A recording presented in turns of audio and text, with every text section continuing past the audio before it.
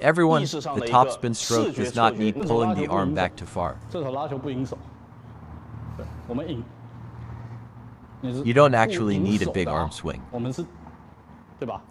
Notice when I turn the waist to here, I have already created enough space to generate power. If you focus only on swinging your arm back, then adding a waist rotation will make the motion too large. So, our hand should basically be positioned in front of the body. You just need to focus on this area. Rotate from here.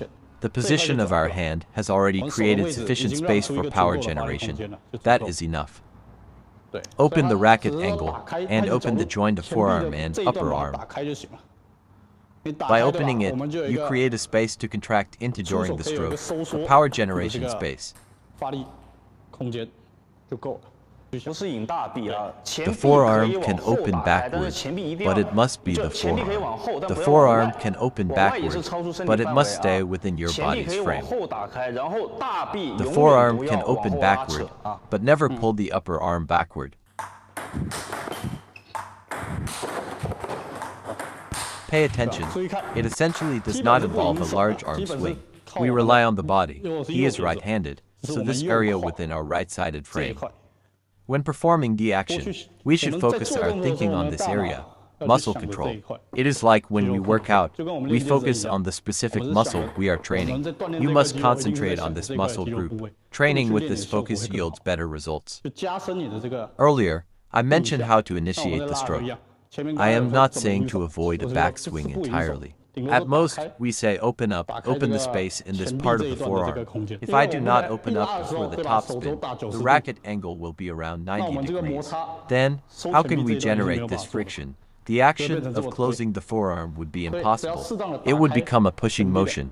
So, by appropriately opening the forearm, we achieve the correct angle at the wrist. That initial movement, the instant of explosive power and friction, can be created. This friend made a very good point.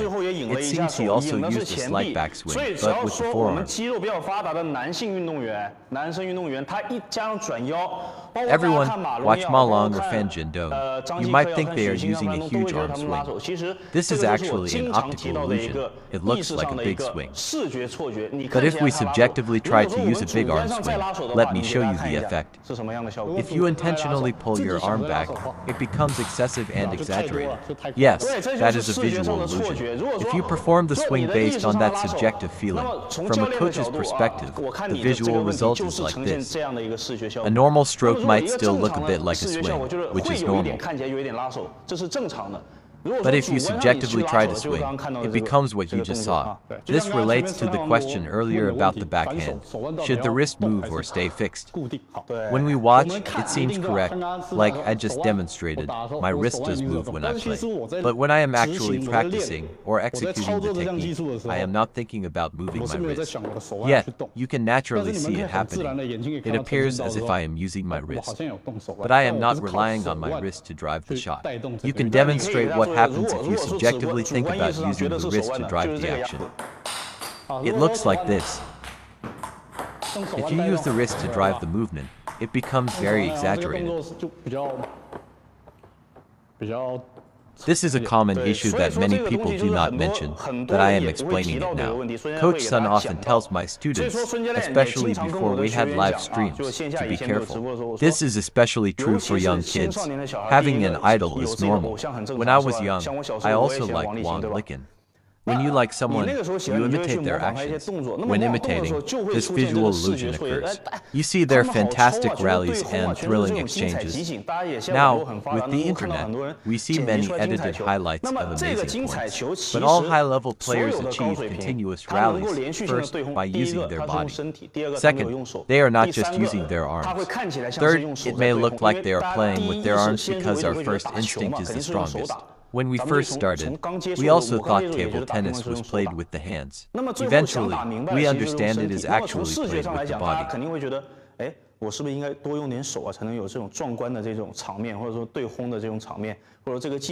The truth is, I am telling you clearly, watch fewer of these highlight reels, especially as a beginner. Watch more instructional courses. Learn from Coach Sun's live streams or online teachings.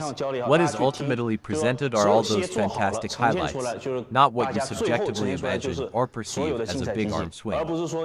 My suggestion is, you can appreciate and watch them, but only if you already understand the technique. If you do not understand, avoid watching these miracle shots at all costs. After you have taken the courses or watched the instructional live streams, then you can watch the highlights. You will have a completely different understanding. You will realize how they can produce those shots. It is supported by correct principles, sufficient training volume, and proper physical conditioning. Only then can they achieve that spectacular rally effect.